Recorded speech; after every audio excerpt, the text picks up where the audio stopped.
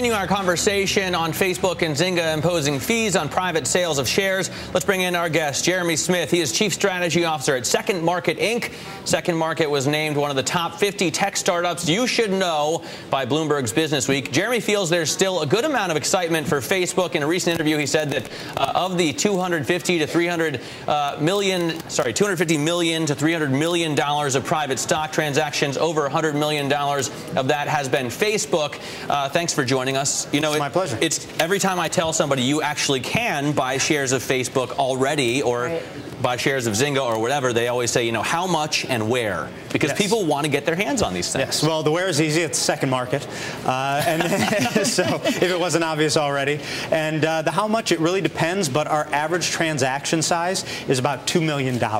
So people are buying this stuff with real money. So in that case, the $2,500 fee maybe isn't a deterrent. Yes, less than or around 1/10 of 1%. So it is a very small amount of the average transaction size of Second Market. Jeremy, do you understand that maybe doing the fee, when you talk about what, 100 million of the activity you're seeing is in Facebook? I mean, that's a big chunk of activity. So does it make sense that the companies are maybe trying to at least slow it down a little bit? Well, you know what's interesting is I don't know that the company's intent, although we've heard that it's to slow down the activity, I don't know that it is to slow down the activity. One, as you point out, it is a small portion of the fee. If you're selling $2 million, $4 million, $10 million in stock, what's $2,500? And the second thing is actually having a secondary market in private shares is a positive thing for companies.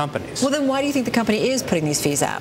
It's probably because they are incurring some level of expenses. Now, when you work with Second Market, we do our best to actually defer those expenses for the sellers. We'll actually bear those costs and reimburse them to the extent that they're charged. But if you think about it, companies, when they do these transactions, have to take some level of internal resources in order to get them done, as well as take up some of their attorneys' times. Now, with us, it's much, much less, but it still does happen. So wait, so you would reimburse the $2,500 or the complete $6,000, all of it? That's correct. Yes, as well as if the seller uses an outside counsel in order to get the fairness opinion that sometimes you have to get for transactions to say that this is okay, we'll reimburse that as well, up to $2,500. Now, what's your competition like in this market? Clearly, you're the place to do this kind of business, but where else would one go to do this kind of thing? You know, there aren't many places out there. There is a place called SharesPost, but it's a very small site that does very small transactions. So if you're really looking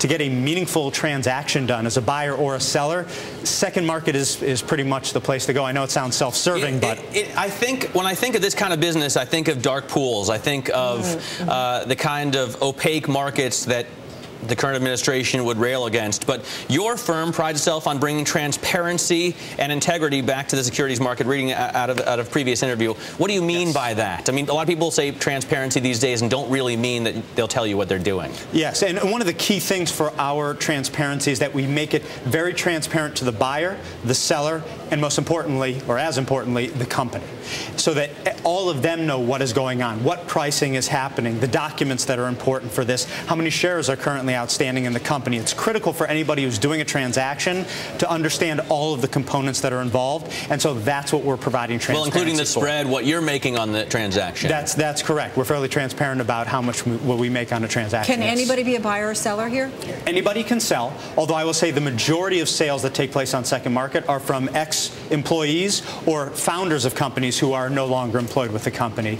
And then in terms of buyers, the only people that can buy are people or institutions that are accredited investors or qualified institutional buyers. So you want sophisticated investors only? That's correct. This is there a limit, though? I mean, if somebody wants to go in and buy, say, $10,000 worth of shares in the company, is that too small? I would say technically there is no limit, but typically what we find to really entice buyers to buy is you really have to have a minimum size position of a couple $100,000, really $1 million or more, and therefore we'll work to pool some sellers' interest together so they can get adequate buyer interest. 5 seconds, you gotta be quick. Yes. So this whole story about Facebook and Zynga imposing fees, what's the takeaway here? Do you think it's a big deal or not really? Not a big deal at all, just deferring some of the costs that they're incurring. All right, good to know. Jeremy, thank you so much. My pleasure. Appreciate it.